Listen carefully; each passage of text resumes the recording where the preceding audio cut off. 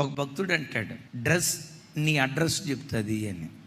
ఇప్పుడు చూడండి, తెలసొక్క బులుగు నెక్కర వేసుకున్నాడు, బయలుదేరాడు పిల్లోడు. ఎక్కడికి వెళ్తున్నామంటాం? ఆ డ్రెస్ ఏం చెప్పింది? ఓ పోలీస్ ఆయన కాకి డ్రెస్ వేసుకొని పైన టోపీ పెట్టుకొని లాఠీ తీసుకొని టకమని వెళ్తున్నాడు, ఏమంటాం?